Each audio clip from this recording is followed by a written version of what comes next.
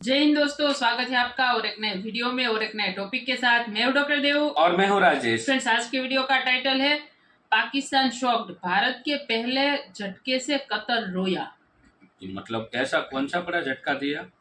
हाँ, I think medicine का supply बंद कर दिया है भारत ने, ऐसा सुनने में आया है।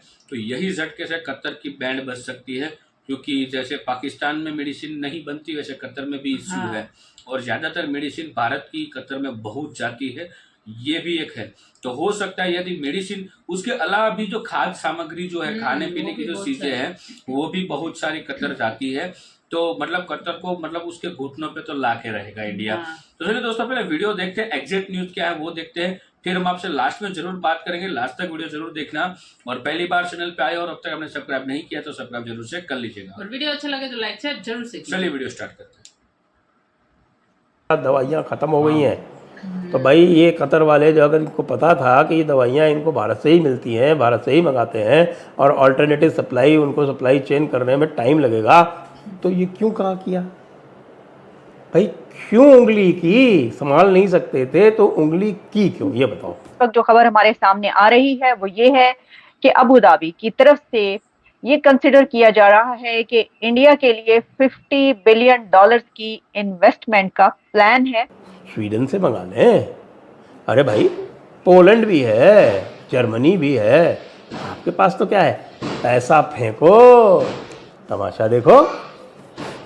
लेकिन कतर वाले भूल गए कि हर चीज़ पैसे से नहीं खरीदी जाती। मुल्क को इस वक्त जो मुल्की मईशत, सिक्योरिटी खदशात, अंदरूनी और बैरूनी दुश्मनों के खिलाफ जंग जैसे चैलेंजेस का सामना है, दुश्मन कुव्वतें पाकिस्तान को कमज़ोर करने की साजिशें कर रही हैं। भाई ये जो तुम इस गैस पे उचक रहे हो ना, तो ये समझ लो कि कतर की गैस यदि भारत ने कल से खरीदनी बंद कर दी ना, तो भारत के पास तो बहुत चॉइसेस हैं, बना लिए भारत ने वेनेजुएला से टाई अप कर लिया है। 2035 में वो अपना स्पेस स्टेशन बनाने के बारे में सोच रहे हैं, 2040 में वो चांद पे जाने के लिए सोच रहे हैं। तो ये सारी चीजों को जब आप कंबाइन करते हैं तो not only artificial intelligence, you are talking about technology.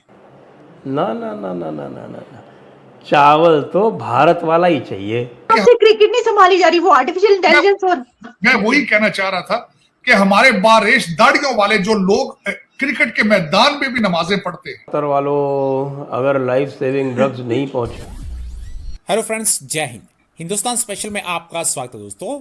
जैसा कि दोस्तों आपने क्लिप में देखा, भारत कतर को दवाइयों की सप्लाई बंद करने जा रहा है और ये कतर के लिए बहुत ही बड़ा झटका होगा। संयुक्त राष्ट्र महासभा में इजराइल हमास युद्ध को तत्काल रोकने के लिए जॉर्डन द्वारा पेश किए गए प्रस्ताव से भारत दूर रहा। बावजूद इसके जॉर्डन को यकीन है कि इजराइल हमास जंग में भारत का रोल अहम होगा। जॉर्डन द्वारा पेश किए गए प्रस्ताव पर संयुक्त राष्ट्र महासभा में मतदान से भारत के दूर रहने के कुछ दिनों बाद दिल्ली में अमान के राजदूत मोहम्मद अल कायद ने कहा है कि भारत का कॉल एक संप्रभु निर्णय था और जॉर्डन इसका सम्मान करता है। इतना ही नहीं, जॉर्डन ने कहा है कि भविष्य में भारत दोनों पक्षों के बीच में बड़ी भूमिका निभा सकता है। जॉर्डन के राजदूत मोहम्मद अल कायद ने बुधवार को दी इंडियन एक्सप्रेस को दिए एक इंटरव्यू में कहा कि भारत ने भविष्य में दोनों पक्षों की भूमिका निभाने के लिए बीच में रहने की कोशिश की वजह से प्रस्ताव से दूर रहने का फैसला किया था।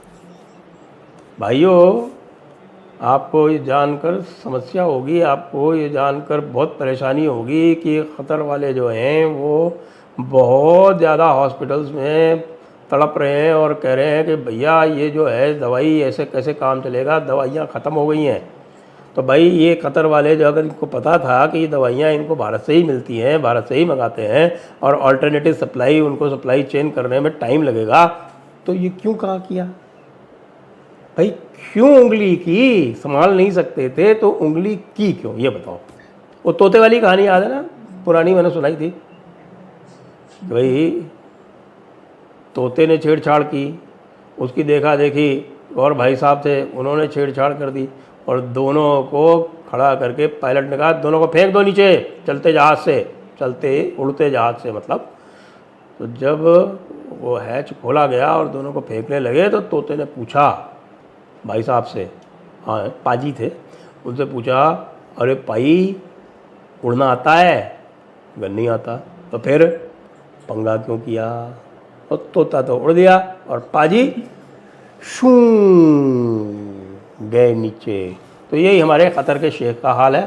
तो अमीर ने सोचा था कि भाई वो पूरा का पूरा जो उसका मोटो है जिसमें कहते हैं कि भाई अल्लाह अल वतन अल अमीर, तो खाली जो अल्लाह के बराबर है वो, और जो कुछ भी चाहेगा उसी तरह से, अगर वो कहेगा कि उग जा तो वहाँ सारी की सारी सब्जियाँ उगने लगेंगी, अगर वो कहेगा कि आ जा तो गेहूँ और चावल वहाँ पे चल के पहुँच जाएंगे। ये सब शायद सोचा था उस शेख ने, और शेख ने इस तरह से सोचा था, तो अब उसको भी भगा लो ना, अब आदेश दे दो कि हाँ भाई इधर आ जाओ, चावल आ जाओ, गेहूँ आ जाओ, दवाएं आ जाओ।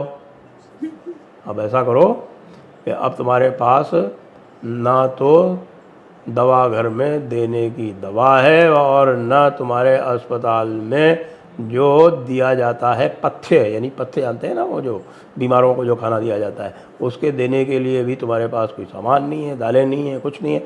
तो तुम मज़े करो और मज़े करो, और थोड़ी बहुत रेत जो तुम्हारे यहाँ बहुत सही होती है ना बहुतायत में, उसको छान के देखो, उसमें से कुछ मिनरल निकलता है तो अपनी मिनरल डिफिशिएंसी दूर कर लेना। इस वक्त जो खबर हमारे सामने आ रही है वो ये है कि अबू धाबी की तरफ से ये कंसिडर किया जा रहा है कि इंडिया के लिए 50 बिलियन डॉलर्स की इन्वेस्टमेंट का प्लान है, और ये अगले कुछ महीनों में इसकी अनाउंसमेंट हो जाएगी।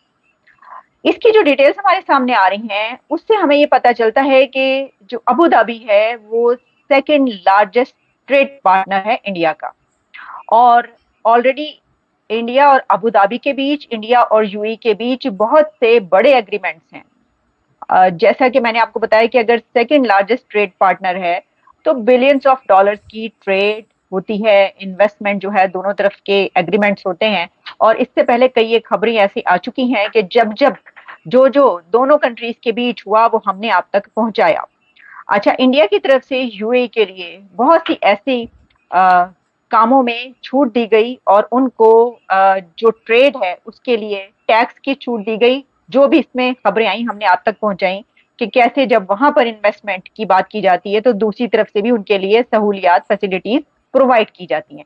लेकिन अब ये खबर अपनी जगह पर कितनी अहम है, इस वक्त जो इंडिया के ताल्लुकात हैं गल्फ के साथ, उसमें इसका क्या एंगल है, और इसी के साथ पाकिस्तान के लिए ये खबर कितनी अहम है।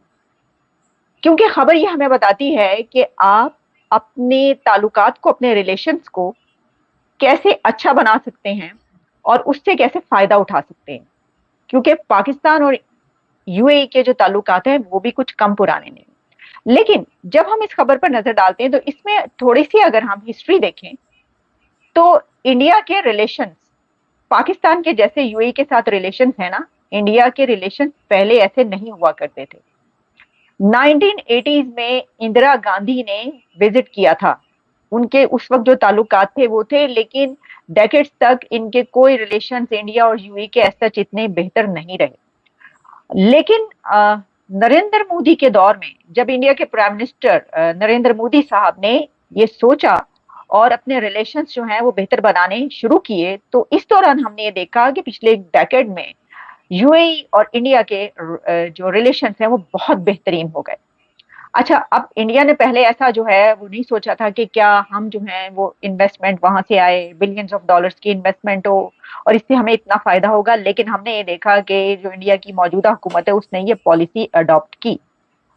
इंडिया के प्राइम मिनिस्टर मोदी साहब के कोई 4 से 5, शायद इससे भी ज्यादा मेरा ख्याल है, विजिट्स हों अपने इस टेन्योर के दौरान के जो उन्होंने अबू धाबी और यूएई के किए हैं।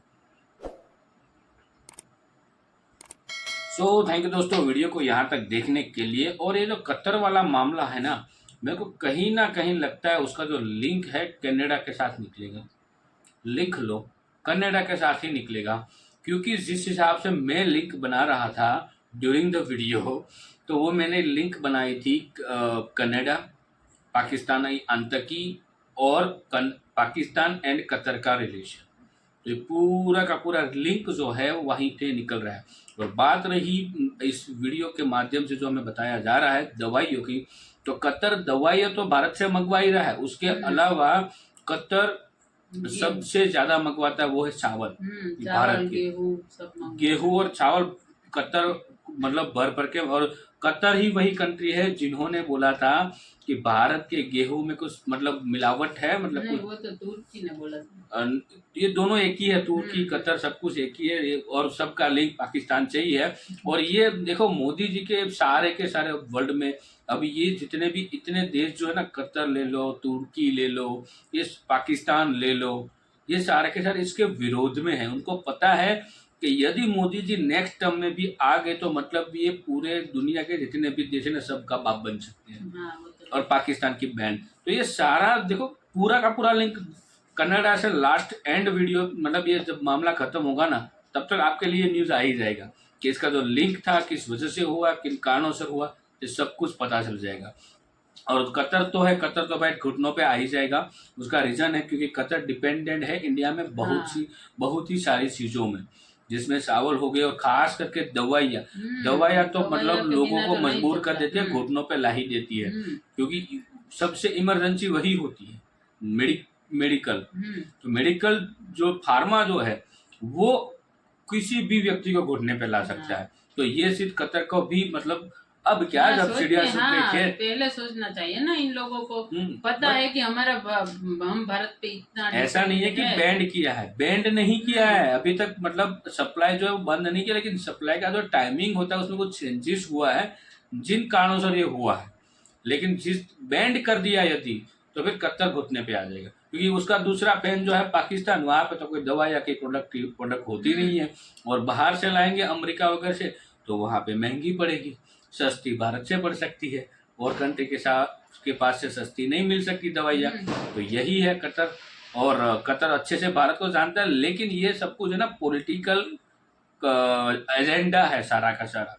तो मतलब मोदी जी के ऊपर बहुत जगह से प्रेशर है, मतलब अगली टर्म जीतेंगे 110%, लेकिन उसके जो दुश्मन है बहुत सारे बन चुके हैं, और जो बंदा सच्चा होता है और जो बंदा अच्छा होता है उसके दुश्मन भी उतने ही होते हैं। बहुत ज्यादा। ये हमें किसमें चाणक्य जी ने कहा था आई थिंक, और ये चाणक्य जी ने आई थिंक अशोका को बोला था, या मेरे को एग्जैक्ट नहीं याद कि उसके फादर को बोला था, लेकिन ये चाणक्य जी का वाक्य है। तो ये सच्चाई है और ये सत्य है। तो यही था दोस्तों आज के वीडियो में, बस इतना ही। आपसे फिलहाल हम आपसे विदाई लेते हैं, मिलते हैं और एक नए वीडियो में आपके साथ। टिल देन जय हिंद जय भारत।